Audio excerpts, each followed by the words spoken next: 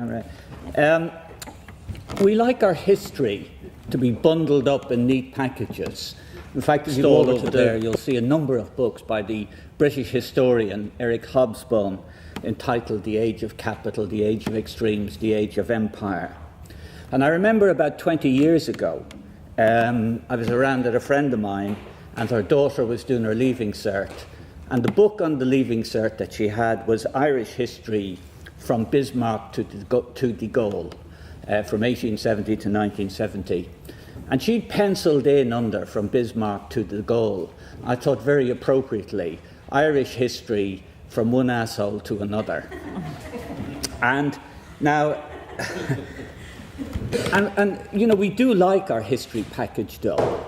And Irish history, from the period I'm going to talk about, has been traditionally packaged in the famous phrase from W.B. Yeats at the 1925 Nobel acceptance speech in Sweden, where he said, all that followed started with the fall of Parnell in 1890.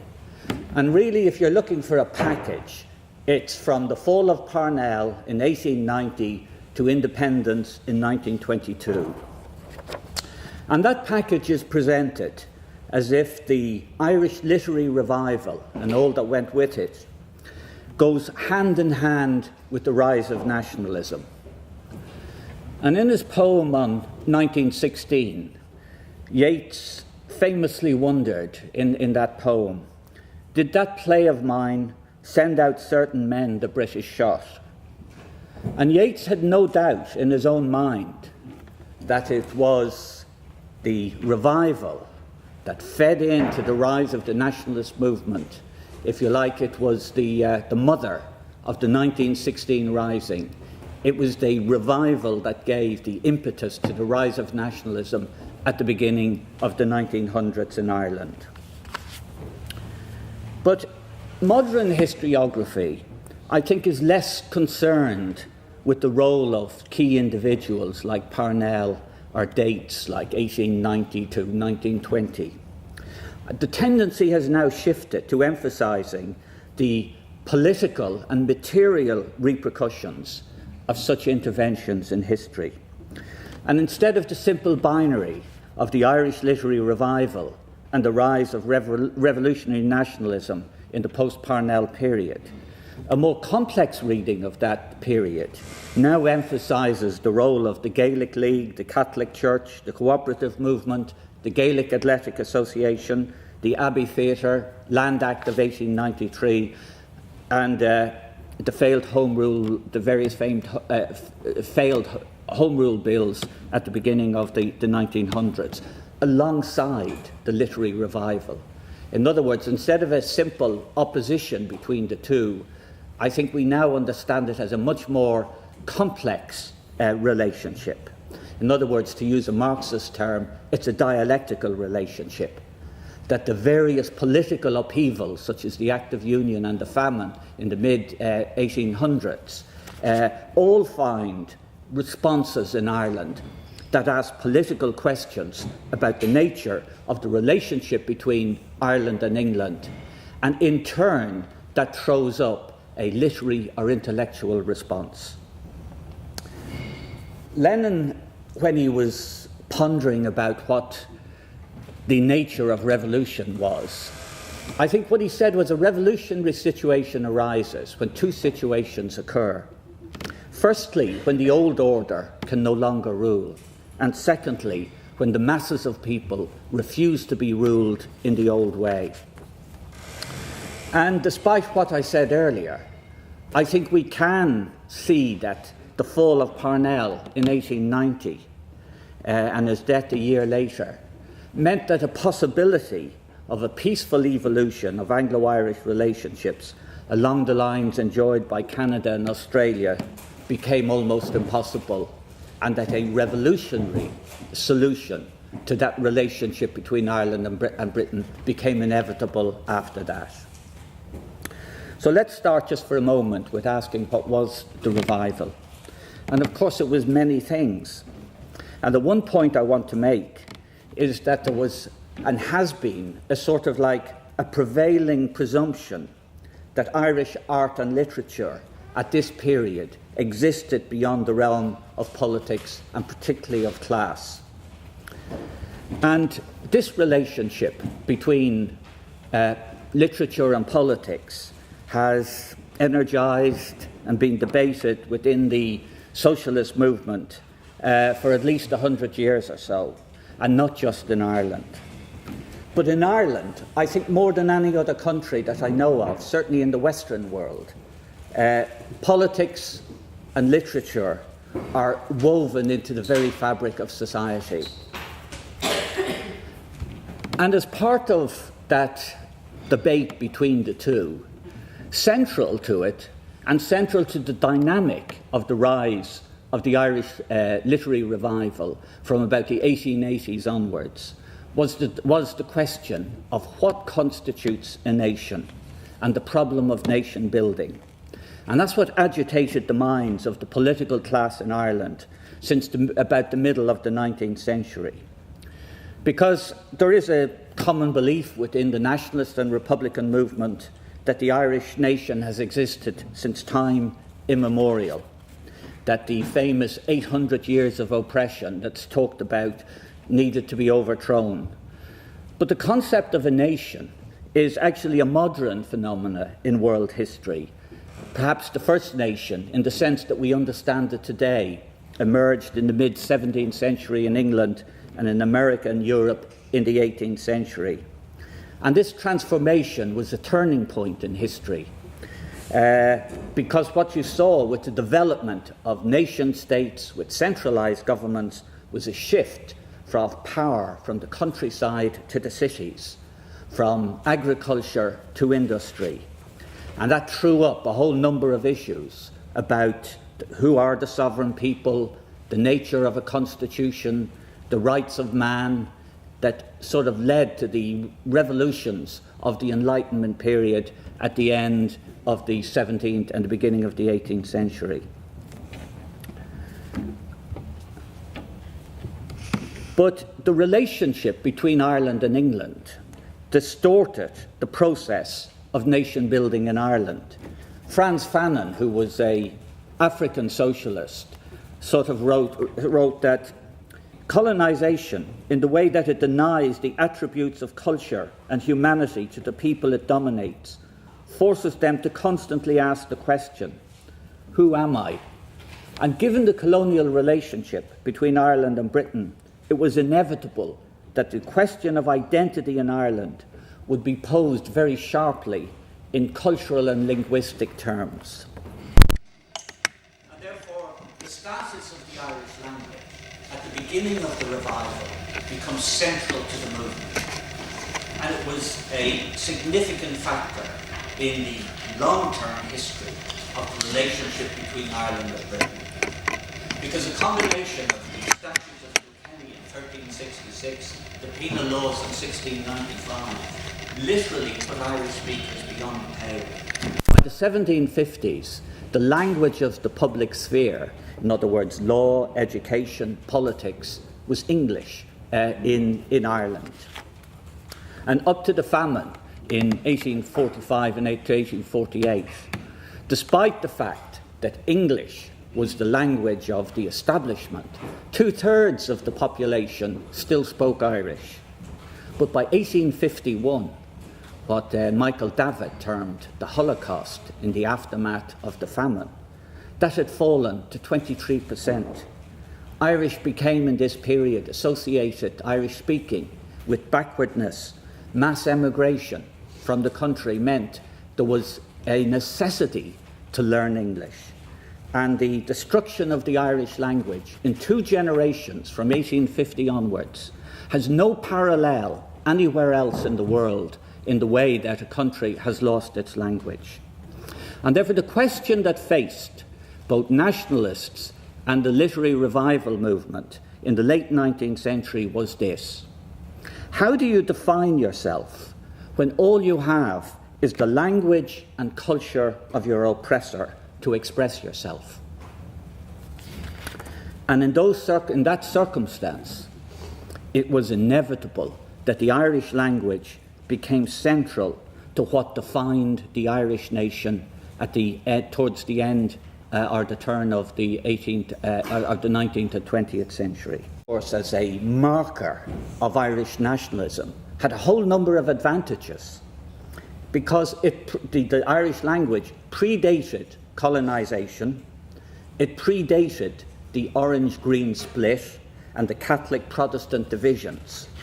It therefore was capable of presenting a nation that was united, that was not divided by religion, that had a history that went back to the times of Ferdia, Cuchulainn, and the Fianna. And it was one that could unite all sections of Irish society, regardless of whether they were English-speaking, Irish-speaking, Catholic or Protestant. And the second big impetus, in a literary sense, that gave rise to the movement was in 1878, when Standish O'Grady published his History of Ireland. And really this was the first time in a popular form that a history of Ireland that went back to the origins of Irish society became widely available to the people of Ireland. And O'Grady's book on the history of Ireland gave the movement its subject. Suddenly it had something it could actually latch onto. And there was a second important development in the years just after the publication of the History of Ireland. And that in 1885, O'Leary, a Fenian, met with William Butler Yeats. And that meeting took place in Dublin between what was then an ageing revolutionary and a young poet that changed the course of Irish literature and history. The revolutionary was John O'Leary, former editor of the Fenian newspaper, and the poet was William Butler Yeats, at that stage an unknown 20-year-old. And the Irish Renaissance could have occurred without Yeats or O'Leary, but it would have been a different and poorer movement if they had not met. It found the writer in Yeats and the thinker in O'Leary. And it was really the combination of the discovery of a subject and a dynamic writer like the young Yeats that really brought alive the Irish literary revival at the beginning of the 1880s. The third aspect that gave rise to the Irish literary revival and the nationalist movement was the founding of the Gaelic League in 1893. And that transformed Irish society, particularly in the rural areas. Within 10 years of its founding, it had 500 branches around the country, 50,000 members. And it wasn't just the Gaelic League. You had the GAA, the co-op movement, all feeding into the nationalist movement that was developing at that time. And there was always a tension between two sides of these movements. If we take the Gaelic League, there was an element in it, a large element, who argued that what we need is an independent Irish-speaking Ireland. And there was the other more conservative elements who were satisfied with the status quo in political terms, but would have liked to see the re-energising of an Irish-speaking Ireland. And it was that division, that tension between those two sides that was there constantly that led to a split in 1914 as the political movement or political events moved on towards the Rising in 1916. And so by 1914, the Gaelic League was really had become a cultural front for the revolutionary nationalist politics in Ireland. It was almost indistinguishable between the two. In fact, the Irish Republican Brotherhood used the Keating branch in Dublin, the central branch of the Gaelic League, as a sort of a front in which they operated in and met and spoke. The importance of the Gaelic League as part of the revival movement, as part of the literary renaissance in Ireland, should not be underestimated. Padraig Pearse, writing in 1914, said, "I have said again and again that when the Gaelic League was founded in 1893, the Irish Revolution began. It was a school for revolution, and nearly all the leaders of the movement came out of that school. The other cultural factor that I want to talk about, and it is just one amongst many, but we can't have time, obviously, to go into all of them, is the founding of the Abbey Theatre in 1904. If you look at the Irish literary revival, quite clearly, and for all sorts of other reasons, the real weak area within it was the novel. There are no great novels from the Irish, from that particular period of the literary Renaissance. And that was, if you like, the weak child of the movement. The revival was mainly a movement of drama and poetry. And the Abbey was founded in 1904. Yeats, Lady Gregory, John Millington Synge, perhaps the greatest playwright that this country has ever produced, sort of came together to form an Abbey Theatre. And Yeats's ambition was not just to build a literary theatre, but he modelled it on the Moscow Arts Theatre.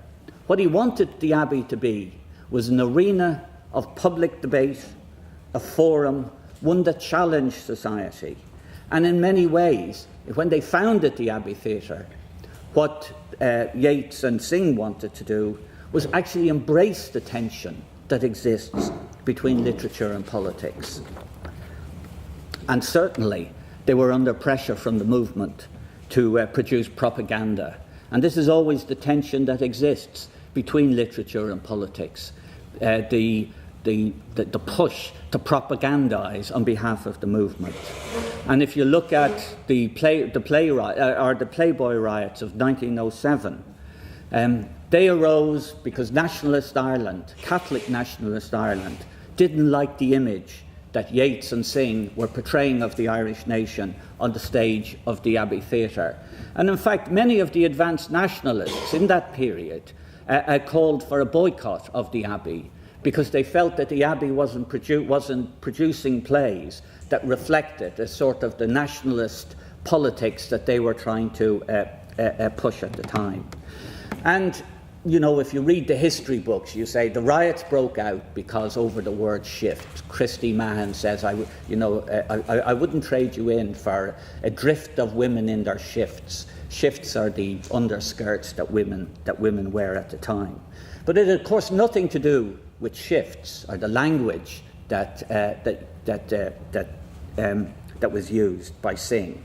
It was about the fact that John Millington Synge had portrayed on the stage Irish women that were sensual and who expressed their sensuality in a way that was hostile to the Catholic ethos that was emerging and dominating in the nationalist movement at that particular period. And if we look back from a distance of 100 years, it is difficult to understand the radical nature of the Abbey Theatre in that particular period during the rise of Irish nationalism at the turn of the century. It was radical not just in its content, in the plays that they put on, but also in the form that they used. And not just in Ireland. The Abbey had an impact internationally. The way it developed naturalism, the style that the Abbey players used, the way that they used scenery, the rhythm of the language that the Abbey developed in order to get over what they were trying to say. All of this had an impact not just in Ireland, but internationally. And this revolution in the theatre movement fed into the radical nationalist movement, both reinforcing it and feeding off it. And that really is the relationship that existed between the two strands, between politics and literature in the revolutionary period. One reinforced the other, and each fed off each other. And, you know, when we look at the Abbey today and look back at it and the success it has been, it is very hard to imagine what a delicate flower it was at the beginning of the 1900s. And the other fact that's written out of history is that that there was other forms of theatre available other than the Abbey. I mean, in 1904, the Abbey only put on 4 productions. They played for 6 weeks in total for the year of 1904, and it wasn't much better in the preceding years. There were other flowers in the garden that were available. Working class theatre was one of the many delicate flowers that blossomed in this particular period as well, that's been written out of history. George Moore, for instance, wrote a play called The Strike at Arlingford. The Liberty Players, attached to the Irish Transport and General Workers' Union, put on a whole number of plays about working class life in Dublin. Fred Ryan, one of the great unsung heroes of the socialist and literary movement at the turn of the century, in 1902 wrote a play called The Laying of the Foundations, which was, ironically enough, and I wonder if we could put it on today, was about corruption in between developers and the city council. I mean, it's absolutely spot on for today. It's all about brown envelopes. But you see, when he wrote that play, The Laying of the Foundations, I think he was also saying something else in the title. He was laying down a foundation of a working class socialist theatre that had something to say to the emerging political movement that was developing at a rapid pace in Ireland in the early 1900s. The play was based on Ibsen's An Enemy of the People, and it's not crude propaganda in any sense whatsoever. There was also another group of playwrights known as the Cork Realists. Terrence Mc Sweeney's, for instance, play, The Holocaust, writes about slum life in Cork at the turn of the century. Victims by A. Patrick Wilson gave expression to the rising working class militancy that was taking place in Dublin again leading up to 1913. And there was a real lively working class drama that was feeding into the political movement, that was based on the theatre of Ibsen and Shaw, the discussion play, the debate play that was so popular at the time. But the defeat of the working class in 1913 was also in many ways the defeat of working class drama. It lost its political audience, it's lost its impetus after the early years had disappeared. William Butler Yeats had retreated from the Abbey and had started to develop a theatre of the elite rather than a theatre of the masses. As he said himself, he wanted to put on a theatre for the select few that understood what he was trying to say. And that situation in the Abbey continued, its decline, until the arrival of Sean O'Casey in 1922. Right, to try and, if you like, pull together what I've been saying, try and reach some sort of a conclusion. The literary revival undoubtedly gave expression to a rising nationalist movement. And the movement that arose was based on political and material conditions in Ireland. It wasn't just a literary phenomena, it was a political one that drew in literature, politics, and art in a relationship. And the only reason we're talking about the relationship between literature, well, there are two reasons, between literature and politics in this particular period is that the literature that was produced during this period was of such a high quality. It's one that stands above the politics. It's not dependent on the politics. And it also, I think, is important for us to understand what was happening then, because it does illustrate that difficult question which socialists, I don't think, have ever really got to terms with, the relationship between art, literature, and politics. And that tension has always been there. I mean, Seamus Heaney, for instance, a number of years ago, during the height of the Troubles, was approached by Danny Morrison and asked why wasn't he writing about the situation in the North.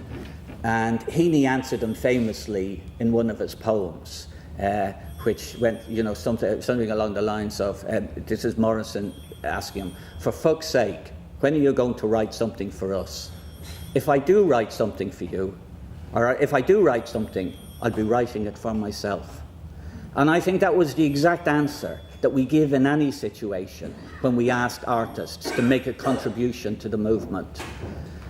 Otherwise we're in danger of asking them to produce propaganda. Now, I have no problem with asking artists to produce nice posters or write for our magazines or newspaper or whatever, but we don't dictate to artists what they write about or what they produce. You see, if you look at a movement and the relationship between the two, funny enough, I think of all the socialists that I've read, it was James Connolly who I think summed it up best, where he said that no revolutionary movement is complete without a poetical expression, without which it is the dogma of a few and not the fate of a multitude.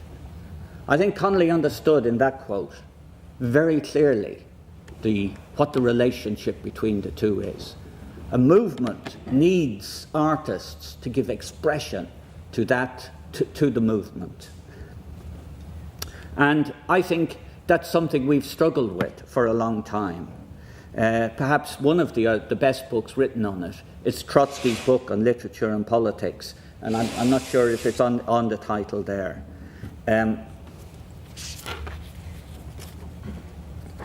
But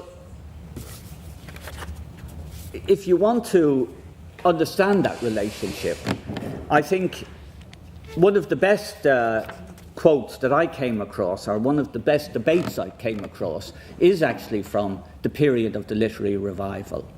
Terrence Mc Sweeney was a dramatist, one of the Cork realists.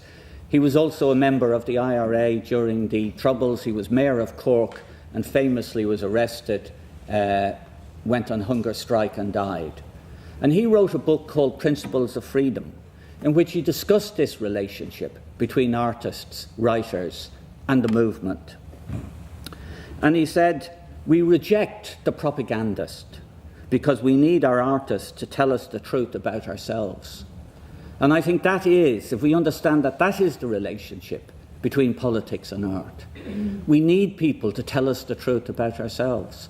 And that's why we don't demand that artists propagandize. We don't dictate what they have to say or what they should write about or paint about. I mean, the Mexican artist, it seems to me, summed it up wonderfully well when he said that the greater the work of art, the more political it is. And I suppose what he meant by that was, great works of art help us see the world in a different way. It opens our eyes to different realities, different potentials. And just to finish up, you see, I'm not trying to say that Yeats and O'Casey and Synge or Seamus Heaney are above being judged politically. Artists are not exempt from this world, from the judgment of politics. But whatever political feelings we have about these writers and artists, and whatever their political failings are, those failings just diminish the person, not the work. I mean, William Butler Yeats, for me, and I think for many people, excuse me, will always be the greatest lyrical poet of the 20th century, not just in Ireland, but I think worldwide, or in the English language at least, despite his flirtation with fascism in the 1930s and the dreadful politics that he espoused in that particular period. I'll just finish up on this. I think I've said that twice already. I'm getting like Richard Boyd Barrett. I started off with a quote from Yeats. Did that play of mine send out certain men the British shot? I think Yeats could have just as well written, did certain men the British shot inspire that play of mine? Now, it doesn't scan or read as well as Yeats, but in many ways, I think that's the relationship that I've been trying to talk about here, that there is a relationship between the two, but it's a dialectical relationship. It's not an opposition, and it's not a binary relationship, but each feeds the other, into the other. The revival and and I think we can say this about the revival period, about all the great writers and plays and poets that emerged in that particular period when you look back at their work. And it's what makes it such a wonderful literature, is that they told the truth as they saw it. And I think that's all we can ever ask of any artist.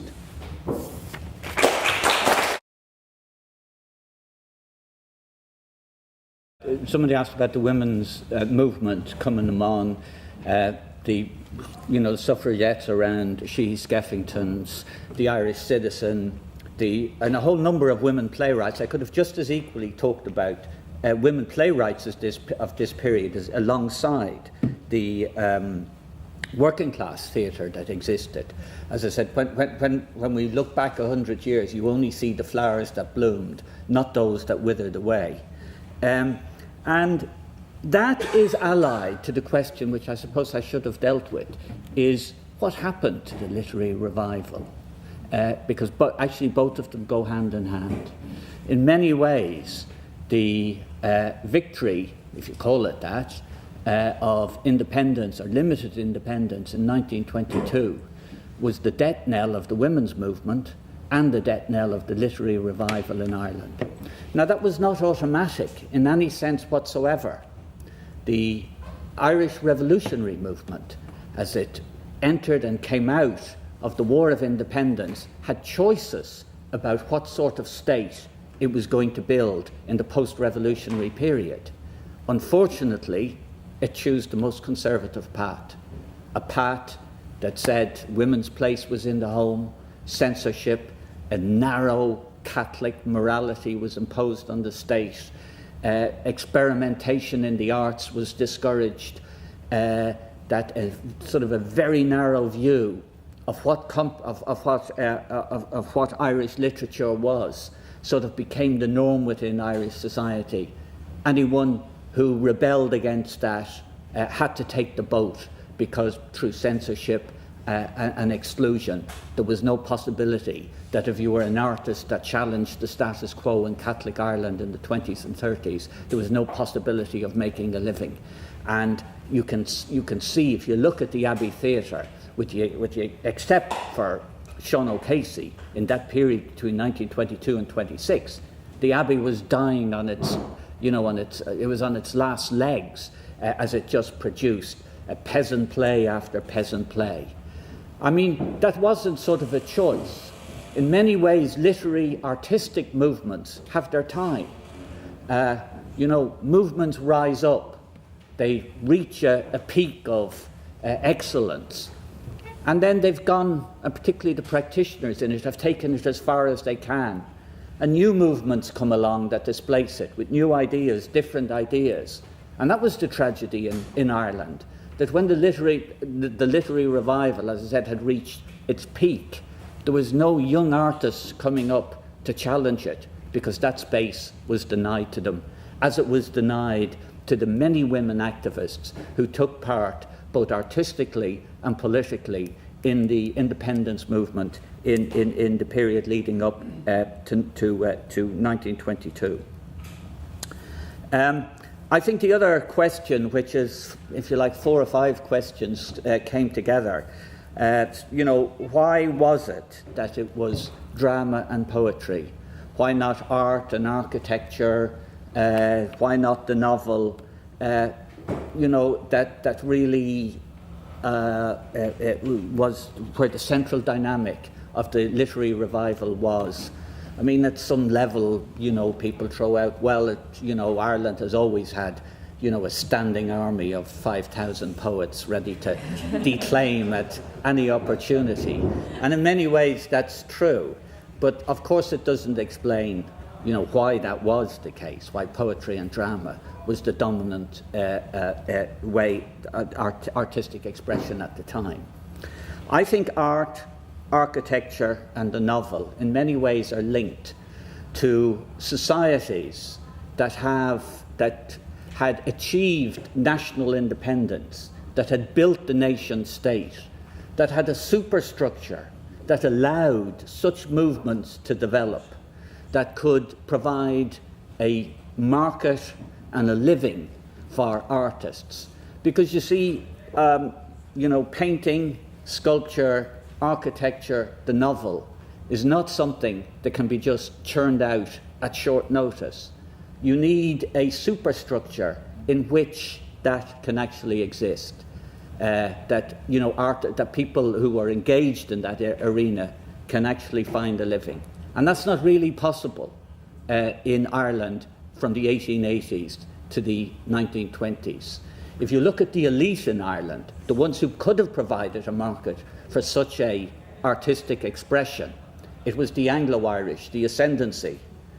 And their focus was not on Ireland, but was on the English-speaking, was on Britain. They saw themselves as an adjunct of the British Empire. And of course there were novelists in Ireland at that particular time. We forget that. I mean, when was it, 1896? Bram Stoker wrote Dracula, Sheridan Le Fanu. There was a whole range of people who were writing novels at the end, in the second half of the 19th century. But they weren't Irish novels.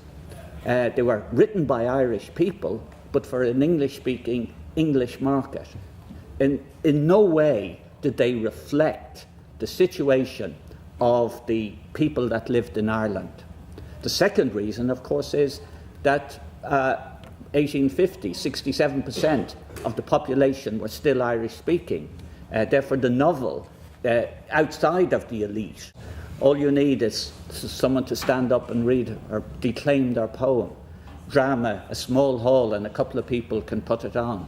In many ways, the material conditions in which art was being produced in Ireland during the period of the revival dictated the nature of it. And the other element, of course, was because of the topic. The topic that they choose was one, as I tried to make out when I was speaking, was to look back to a traditional Ireland of the past, one that could actually unite the various different factions within society. And that was one that had a tradition of poetry in particular. And that's why poetry and drama sort of came to dominate it. You see, and then we have the contradiction, which someone else pointed out, that we have an incomplete society without a superstructure that can support the novel. And yet, Ireland produces the first great modernist novel of the 20th century, Joyce in Ulysses. And of course, this is the contradiction within it, that the literary revival wasn't just about poetry, drama, and looking to the past. There were many modernist tendencies within it. The cooperative movement was one of them. There were all sorts of movements within that particular period that was showing up the contradictions within society that a young man like Joyce, can latch onto. Joyce saw very quickly that the Gaelic past did not address the situation that he saw around him in Ireland. He felt, as he said himself, that he was being weighed down by history. And the only way he could escape it was to escape Ireland itself. But of course, he not just left Ireland, but he never escaped it. He took Ireland with him, and Ireland was a subject. But it was one that he expressed in a way that was totally different. He moved beyond what was available in terms of the literary method, and developed a style that was modern, that spoke not just to Ireland, but to the world itself. So, to go back to that old Trotskyist view of revolution, combined and uneven development. Backwardness on one hand, side by side with the most advanced techniques. What Joyce was able to do was see that the literary revival by around 1910 had gone as far as it could in terms of its form and content. He couldn't bring it any further. Therefore, he needed a revolution in the way that he was going to express himself. And so he jumped into the modern world, but taking Ireland with him into that modern world. And in many ways, that explains why you have these sort of, as I said, combined and uneven development within the literary Irish world as well, that Joyce and Flann O'Brien and Emer O'Duffy and many of the others novelists who wrote in the 1930s actually expressed. I'll just finish up on this. Someone again asked the question, and this is important, about today. I mean, it is interesting. A couple of months ago, Fintan O'Toole wrote an article asking, why is it that no dramatists or writers have really engaged with the austerity, the world that we're living in today? Here is a great topic for a writer to latch onto. And I think he was probably right in saying that 6 months ago. But I do detect at the moment the writers are beginning to see this as a great subject in which they can actually latch onto. I think there's some new writers coming through that are beginning to engage with the world that we find in today. So how do we engage with writers and artists? And that is, to me, I think the answer is simple enough. Our job is not to tell them what to do, or to say, can you come along and do something about 1913? Wonderful as all that, and I love all those songs, don't get me wrong, wonderful as it is. Our job, it seems to me, is to provide a space, and to say to us, we're going to provide a space for you, whatever it is, and we'd like you to come along and do whatever you want to do in it. And I think that if we do that, we can build a relationship with many people who are young, enthusiastic, who want to see new ideas, new ways of doing things. And in that process, we can engage with them, have a debate, open up a space, and build that relationship, that dialectical relationship that existed, that was so dynamic at the beginning at the end of the 19th, the beginning of the 20th century in Ireland. I think the mood exists for that to happen today, and I think that is our job. Let's provide a space for people to operate in.